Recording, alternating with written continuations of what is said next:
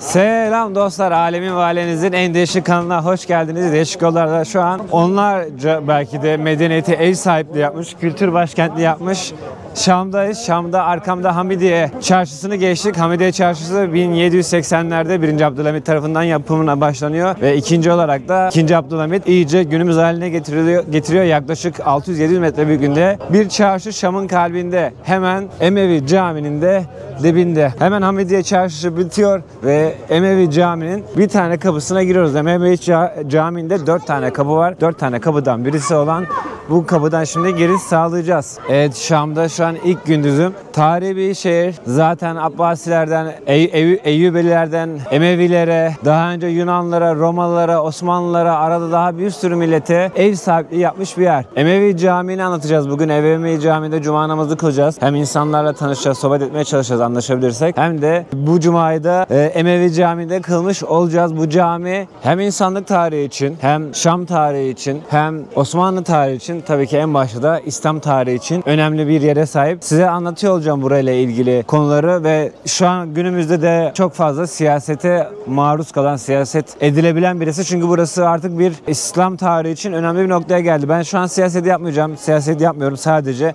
Hani neden? Mesela bir tabir vardır. Buradaki muhalifler, Türkiye siyasetinde de bu bir ara geçmişti. İşte Emevi Camii'de namaz kılacağız diye bir şey vardı. Hani bu nereden geliyor? Neden böyle tabirler var? Bunları anlatıyor olacağım. Şam'ın sokaklarını geziyor olacağız. Buradaki her şey çok güzel gözüküyor. Hayat günlük gülistanlık. Ama daha önce de hatırlıyorsanız buraya bazı Türk YouTuber'lar gelmişti. Onlar da Şam'ı çekmişti.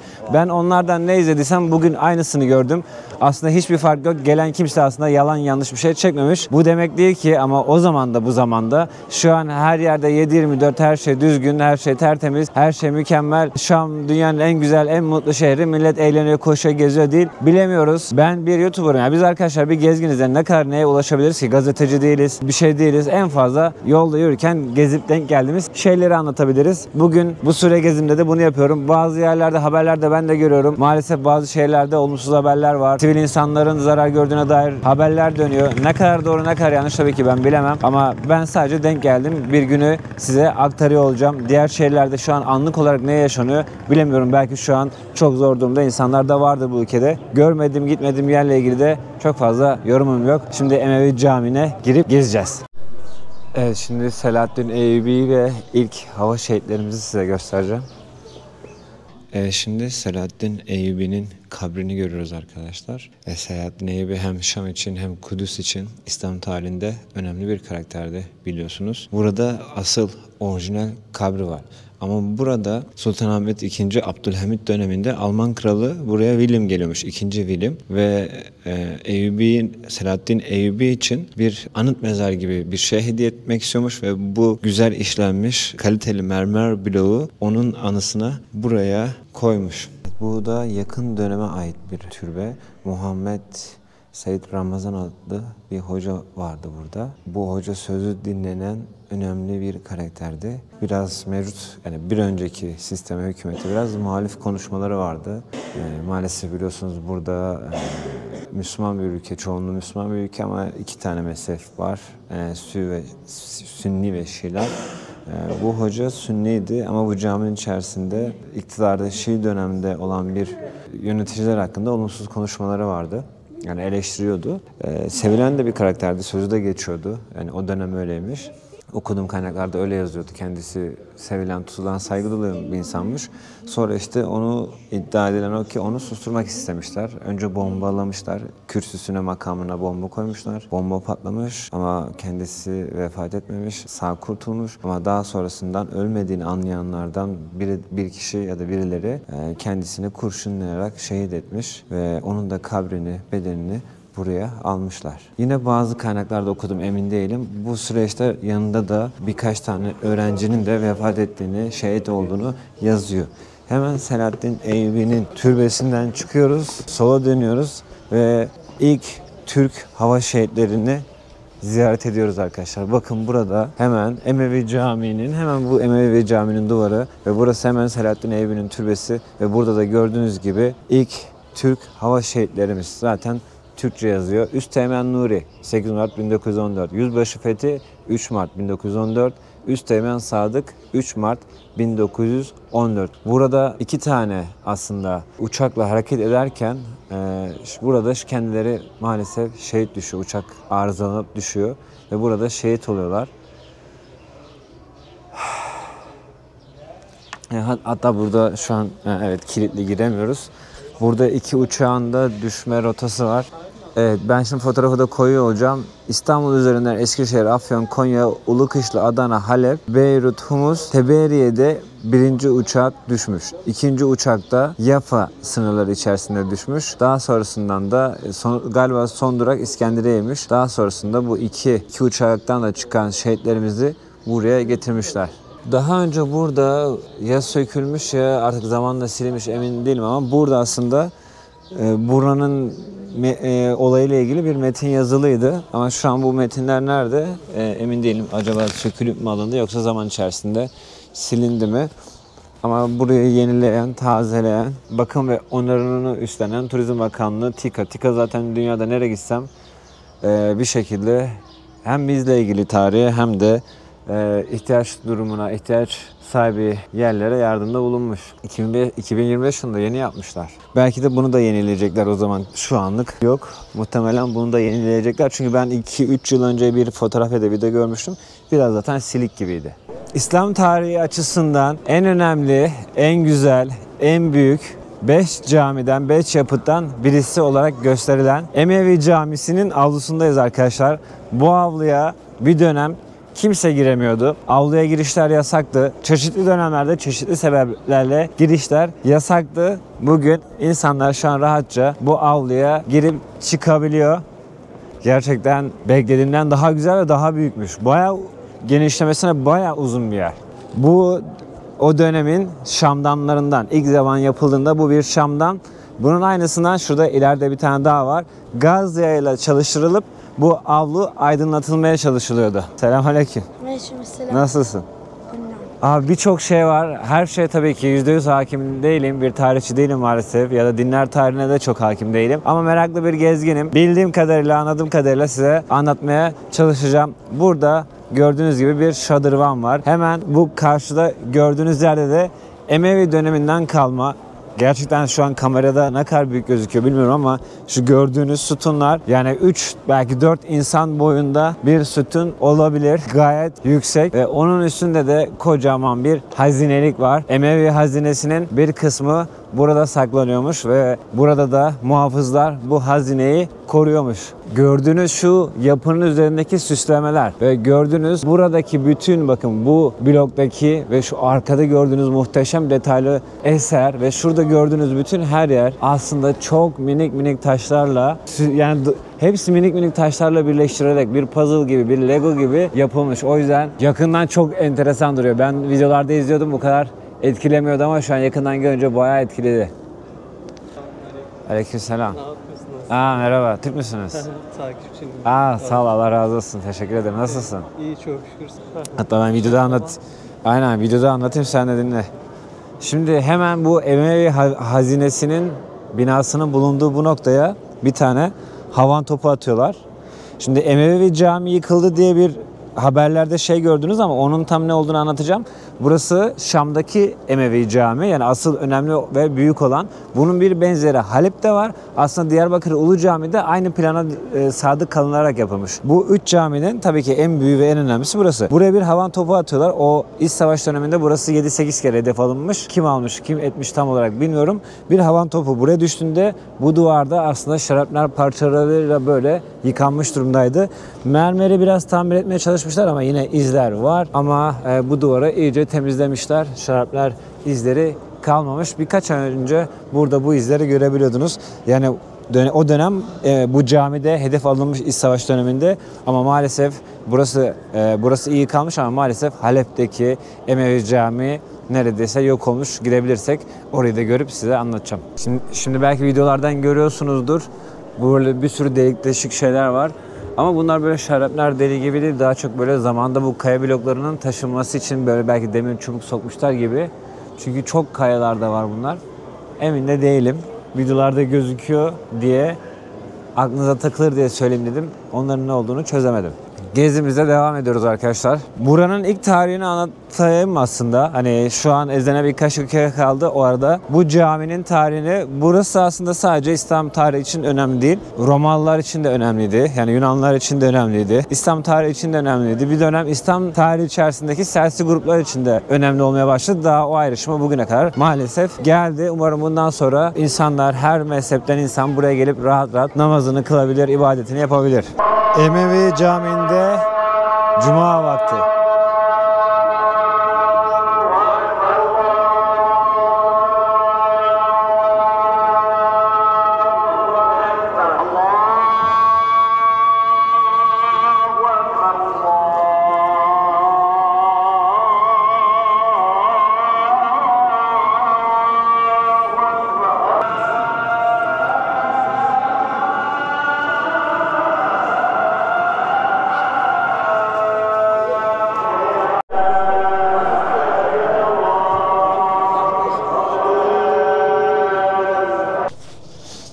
Evet, ezan okundu. Şimdi namaz başlayacak. İçeriye de ilk defa girdim. İçi de çok büyükmüş Emevi Camii'nin. Namazdan sonra daha detaylı gezeceğiz.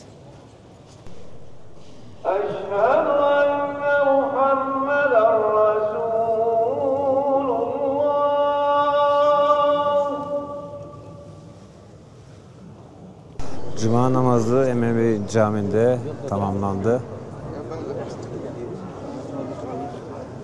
Cami tamamen doldu.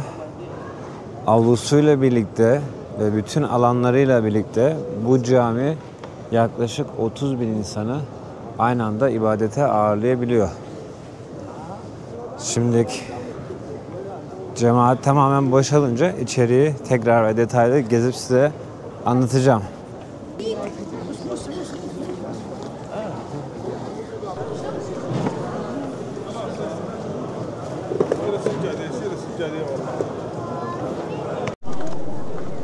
Evet, avlu insan doldu.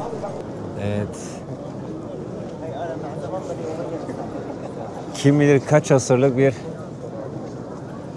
mermer blok zamanında Şam'dandı. Bugün hala dimdik ayakta duruyor. Daha birçok detay, birçok şey var. Şimdi caminin içerisine geldik. Vaftihçi Yahya. Bedeni ya da bir rivayete göre sadece bedeninden başını ayırıp buraya getirdikleri düşünülüyor. Vaftihçi Yahya kimdir derseniz de kimi inanışlara göre de Hz. İsa'yı bugün Ürdün sınırları içerisinde kalan alanda vaftiz eden kişi. Kendisi de Nebi. Ve burada şu an kabri bulunuyor caminin tam ortasında. Burada polislerle insanlar fotoğraf çekiniyor. Şu an bu Emevi Cami dediğimiz noktada aslında birçok medeniyetten yapılar var. İlk olarak milattan önce 69'da Romalılar burayı Jüpiter tapınağı olarak kullanıyor. O zaman pagan tapınağı. Daha sonrasından milattan sonra 390'larda, yani Hristiyanlığı geçiş döneminden sonrasında da burası yine Romalılar tarafından bir kiliseye çevriliyor. Biraz önce gördüğünüz Vaftihçi Yahya'nın türbesinin olduğu yerden dolayı, yani Jüpiter tapınağının üstüne inşa ediliyor ve Vaftihçi Yahya da o zaman burada gömülü olduğu için buranın da adı işte Yahya Kilisesi olarak geçiyor. Daha sonrasında o İslam orduları burayı fethettikten sonra da 600'lerin sonunda burayı camiye çeviriyorlar ve yavaş yavaş bugünkü halini almaya başlıyor. Ama hiçbir zaman burada bu değişimler sırasında bir önceki yapılar tam olarak yıkılmıyor. Ona eklenilerek yapılıyor. O yüzden şu an burada bir Jüpiter tapınağı, burada bir Hristiyan kilisesi ve burada aynı zamanda bir Müslüman cami görebiliyorsunuz. Uzun yıllar, uzun dönem burası Hristiyanlarla Müslümanların aynı anda ibadet ettiği bir noktaydı. Hristiyanlar sol tarafta ibadet ederken işte Müslümanlar sağ tarafta namaz kılıyordu. Şimdi burada 3 tane minare var arkadaşlar. Onu anlatacağım. Burası Hamidiye Çarşısı'nın olduğu yer ve Kayıt Bey minaresi var orada. Bu daha sonradan yapıldı. Burada da Minaretül Aruz var. 3 minare arasındaki en süslü, en büyük, en güzel ve en gösterişli Zaten bir manası da böyle gelin ve düğün gibi anlama geliyor. Ve arka tarafta da beyaz minare var. Ve beyaz minare de çok eski ve inanılıyor ki bazı Hristiyanlar ve bazı Müslümanlar şuna inanıyor. Hazreti İsa bir gün tekrardan dünyaya geldiğinde o minareye inecek. O minareden aşağı gelecek ve oradan da tekrardan o yeni süreci başlatacak. Hatta bu sebeple uzun yıllar bu minarenin altında beyaz at bekletmişler. Hazreti İsa geldiğinde beyaz atla onu karşılamak için. Şu an için burası döneminde belki hala bugün bile aslında İslamiyet için en büyük ilk 5 yapıdan birisi. Gördüğünüz gibi bayağı da büyük. Gerçekten beklediğimden çok daha büyük ve çok daha böyle gösterişli. Ben daha önce Kudüs'te de bulundum. Allah nasip ederse Mekke, Medine'ye de gideriz. Oraları da gezeriz. Ve onlar arasındaki onlardan sonra en büyük İslam yapısı dönemin buydu. Burayı bugün gibi büyük ve ihtişamlı hale getiren aslında Emeviler. 712 yılında Emeviler burada şöyle bir şey yapıyor. Roma'dan buraya insanlar getirtiyor, mimarlar getirtiyor ve 12.000 tane de işçi tutuyor ve burayı gördüğünüz kadar büyütüyor. Ama dediğim gibi burayı Jüpiter Tapınağı ve Yahya Kilisesi'nin devamı üstüne olarak yapıyor ve dönemin belki de o zamanın en büyük yapılarından birisi oluyor. Ve o zamana kadar sadece Müslümanlar fethettikleri yerde mescit yaparken Emevilerle başlayan aslında bir gelenek, bir dönem başlıyor. Burada bir kompleks yapılıyor aslında. Din eğitimleri alınabilecek, Kur'an tilaveti yapılabilecek, birçok farklı eğitimin, öğretimin alınabileceği medrese alanlarının olduğu, yurtların olduğu bir kompleks yapılıyor. Aslında Emevilerin yaptığı o dönem buradaki yapıyla birlikte işte İslam kültürüne işte bu kompleks yapılar girmeye başlıyor. 700 yılından sonra uzun yıllar burada bu yapı ayakta kalıyor. Tabii ki tarih sahnesinde birçok kez burada yangınlar, yıkımlar yaşanıyor. Yaklaşık burası tamamlandıktan sonra 712'li yıllardan sonra tamamlandıktan sonra 300 yıl boyunca gayet büyük bir şekilde ayakta kalıyor. O zaman burası İslam halifesi Emevilerde ve o zaman burası İslamiyet'in yönetim merkezi gibi bir şeydi. 300 yıl sonra burada maalesef büyük bir yangın çıkıyor. Daha sonra Alparslanlıoğlu Selçuklu hükümdarı Melikşah buraya el atıyor ve yanan yerleri tekrardan onarıyor. Tekrardan aslında uygun bir hale getirip burayı ayakta kalmasını sağlıyor. 1890'lara kadar burası böyle tekrardan ufak tefek olaylar yaşansa da aslında uygun olarak ayakta kalıyor ve ufak tefek eklemelerle 1890'lara kadar geliyor. Ama 1890'larda burada bir çatı yangını gerçekleşiyor. Şu an tam olarak yönünü tayin edemedim. Bu çatı yangını da 2. Abdülhamit gelip burada tamir ettiriyor. En son yapılan en büyük tadilat ve eklemeler 1890'daki bu ikinci yangından sonra gerçekleşiyor. Camide gördüğünüz gibi 3 tane minare vardı. 4 tane de kapı vardı. Buraya giriş çıkış sağlayabileceksiniz. Valla ben bunu bir arkadaşta izledim ve o arkadaş dedi ki bu bir gölge saati. Ama dilinden anlamıyorum. Mermerler renkli o renklerin de bir anlamı var. Evet, burada yine bir tane kabir görüyoruz arkadaşlar. Makam görüyorsunuz şu an burada. Burada da bir boşluk var. Şimdi biliyorsunuz Kerbela'da bir olay yaşandı ve Kerbela'daki olayda Hazreti Hüseyin'in başını gövdesinden ayırdılar.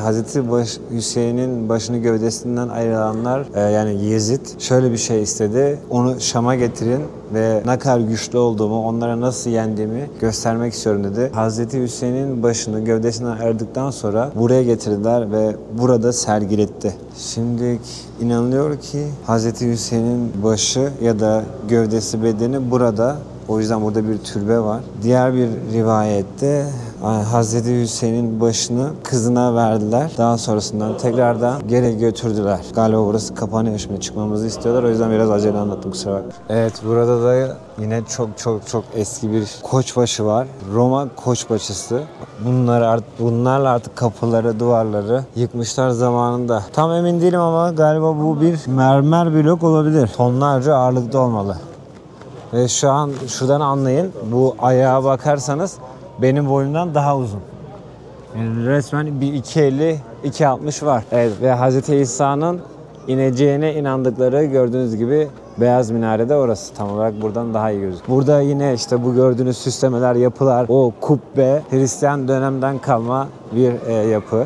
Şimdi Emevi Camii'nin dış kısmını geziyoruz. Belki Ramazan diye biraz kalabalık, az dükkanlar kapalı, iftar saatinde tekrar uğrarız. Hz. İsa'nın ineceğine inanıldığı beyaz minareyi daha yakından gördük. Bu dış duvarlarda gördüğünüz gibi pagan dönemden kalma, Hristiyan dönemden kalma da yapılar var. Evet, şimdi Suriye'de, Şam'da arka sokakları dolanıyoruz. Koca koca kayalardan sur yapmışlar. Şu an bu Emevi Camii'nin dış duvarı. 25.000 Suriye lirası 100 TL yapıyor. تركيش يعني 260 260 ضرب قديش معك 100 26 Ha 26.000. Tamam. Okey, dolar 100 dolar. 10 Ha tamam. No. Bir tane daha. Bu. 10,000 Tamam. Şu an 100 dolar 100.000 Suriye lirası. 10 Tamam. Okey abi. 100 TL'de 26.000 Suriye lirası yapıyorlar. Ay, طب سوي 100 dolar bir veriyorsunuz abi böyle bundan. Tamam abi. Şükran abi.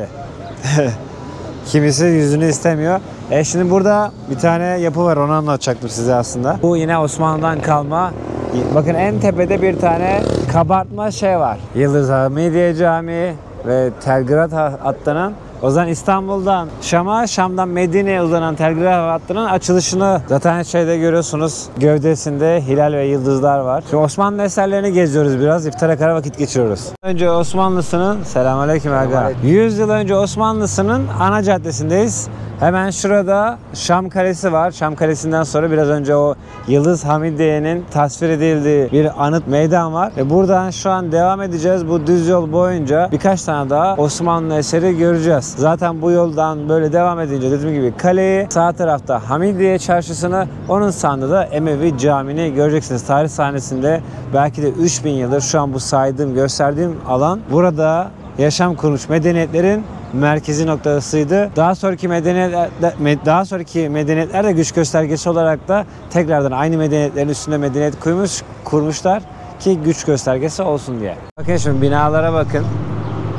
Yürüyorsunuz bir yandan ama sanki işte Türkiye'de bir yerde yürüyorsunuz gibi. Etrafta birçok Osmanlı eseri var. Şimdi size Hicaz Demiryolu'nun Şam ayağına kurulu olan demiryolu binasını göstereceğim. Daha burada birçok yine Osmanlı eseri görebiliriz. Evet, Hicaz Demiryolu istasyonu. Zamanında insanlar koş koş koş koş koş koş. Burada biraz araçlar, hiç yol vermek gibi bir dertleri yok. O yüzden yol alacaksınız. Hicaz Demiryolu istasyonuna da geldik. 1900'lerin başında açılıyor. Bir süre kullanılıyor. Bugün ama şu an kullanılamaz halde. Bu görmüş olduğunuz tren hakiki Osmanlı treni. Yani Osmanlı zamanında kullanılan bir tren. Şam'la Türkiye sınırını 40 saatten daha kısa bir süreye indirmişti bu tren. O zamanlar 40 saatte alınan yolu buradan Şam'dan yola çıktığınızda 4 saat sonra bugünkü Türkiye sınırlarına varabiliyordunuz. Şu an biraz kötü durumda ama bence yakında bu tarihi eserleri de düzeltmeye başlarlar.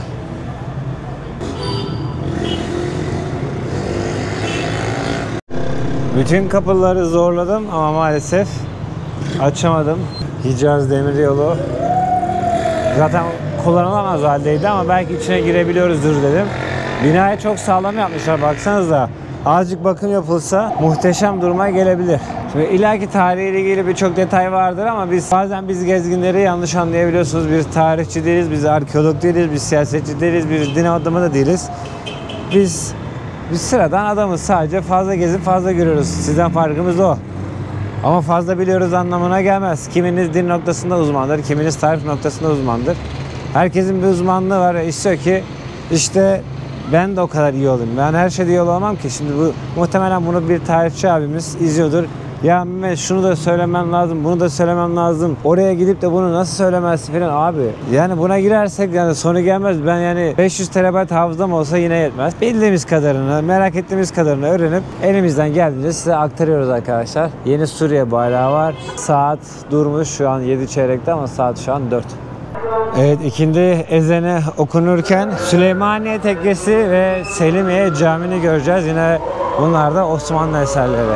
Evet, bu gördüğünüz yapı Süleymaniye Tekkesi, Şam Tekkesi diye geçiyor. Burası aslında büyük bir alan. Daha şu tepenin hizasında da Orada da Selimiye, şu anda minaresi gözüküyor. Selimiye Camii var. Ama şu an bir dönem tadilat başlamış. Şu an tadilat ne durumda bilmiyorum ama içeri giriş izni bulamadık. Şimdi gideceğim Turizm Bakanlığı'na, buradaki Turizm Bakanlığı'na izin alacağım. Diyeceğim ki beni içeriye sokun.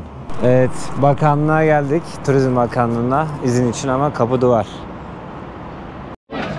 Evet sevgili dostlar, şimdi Suriye'nin her halini görmenizi istiyorum. O sebeple şu an bugün şansa davet edildiğimiz, çok güzel insanlarla denk geldiğimiz güzel bir sofradayız. Suriye'ye geldiğimde açıkçası böyle bir ana denk geleceğimi ben de tahmin etmiyordum. Çünkü sokaklarda gezeceğimi düşünüyordum ama bazı güzel insanlara denk geldik. Onlar da bizi aralarına kabul etti.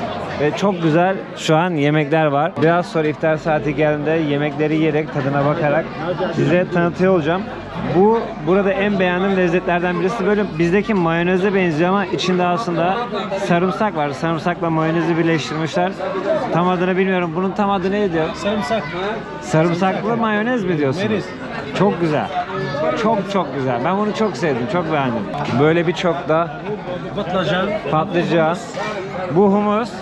Bu sarımsaklı mayonez. Bunlar normal. Salataları. Bu yani bu nasıl bir şey? Lahmacun. İçli köfte gibi mi? Bunun gibi. Buna benziyor mu? Evet. Yani buna benzer mi? Aynı mı? Ha, anladım. Bu yoğurtlu bir sos. Tamam. Yoğurtlu bir sosa içli köfte katmışlar. Burada da küçük Suriye lahmacunu var ve onun içerisinde fıstık var. Bu fıstık değil mi? Çok güzel. Bakalım daha ne yemekler gelecek. Şansımıza bugün böyle bir yer kısmet geldi. Abilerimiz, bu güzel insanlar bizi masalarına davet ettiler burada misafir olduğumuzu duyunca. Daha 2 saat önce bu insanları tanımıyorduk arkadaşlar. Türkiye'den geldik deyince bizi aldılar getirdiler buraya sağ olsunlar. Şimdi böyle güzel bir sofra misafir olduk. Çok teşekkür ediyoruz. Çok sağ olun. Eksik olmayın. Evet, Suriye Şam için iftar vakti arkadaşlar.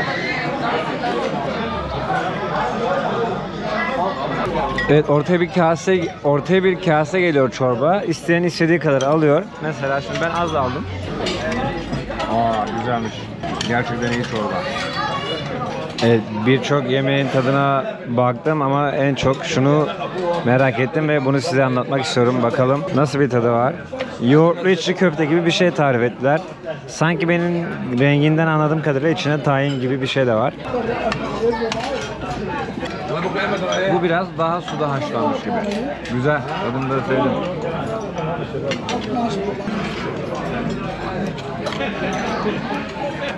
Masada yer kalmadı, hala yemek geliyor. Evet, neler geldi ben şu an anlayamadım. Çok güzel, böyle hem bize hem de insanlar böyle kendilerine, arkadaşlarına servis yapıyorlar. Şimdi bu abi buna bu yemeği veriyor. Daha 2 dakika sonra da o abi ona başka bir yemek ikram ediyor. Güzel bir gelenek var burada böyle. Bizim tabağı, benim tabağı herkes dolduruyor. Oh maşallah, bes.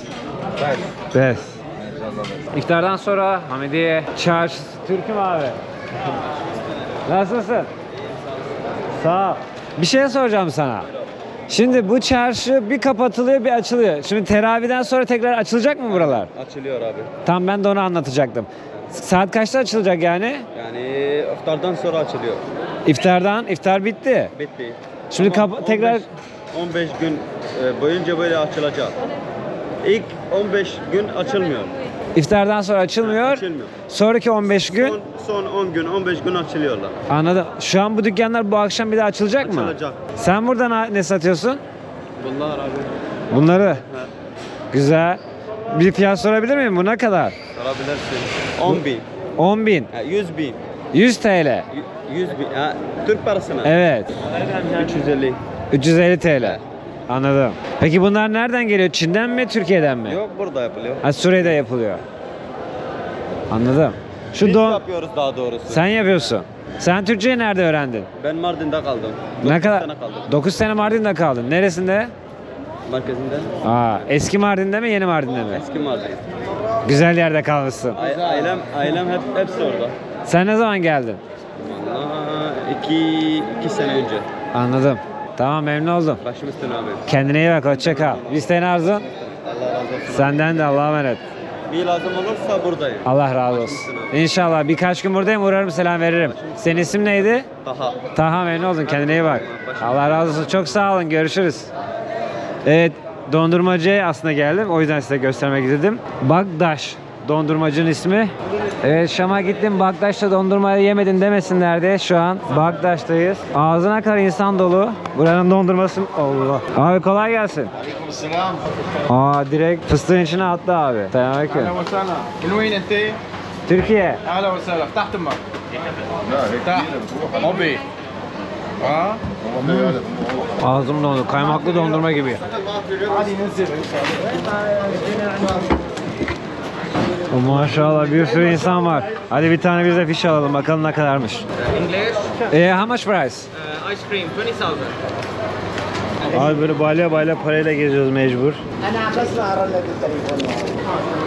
Yani 2 dolar yapıyor 20 bin. Suriye parası bu arada değer kazanmış arkadaşlar tekrardan. Bir ara 1 dolar 13 bin, 14 bin 250 falan görmüş herhalde. Şu an 10 bine düşmüş.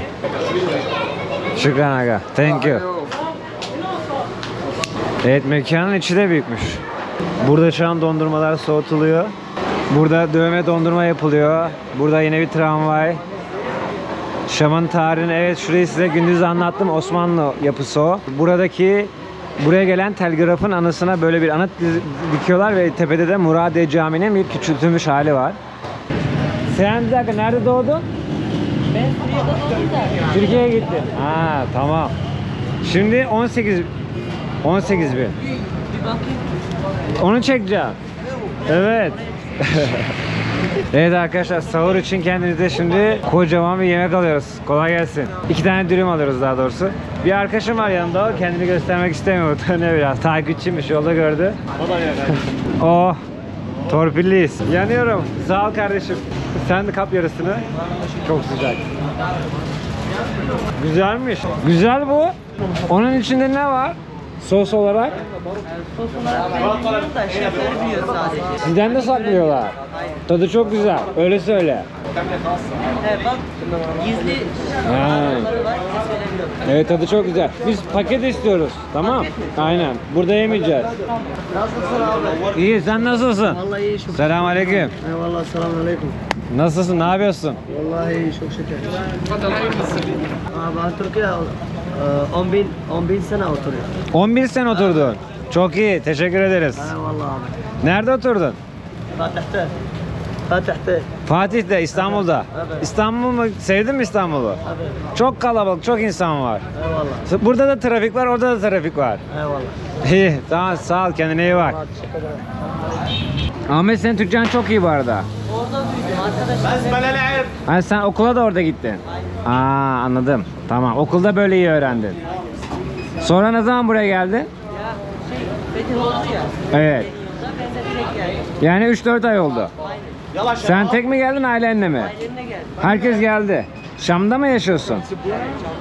Hoş geldin kardeşim. Evet, 18 bin. 10 bin 1 dolar yapıyor. Yani 1 dolar 8 sen. 55-60 TL falan mı yapıyor? 65 Aynen. Yani Suriye ucuz değil bu arada. Yani Türkiye'ye göre tabii ki ucuz ama beklediğimden yine bir tık pahalı.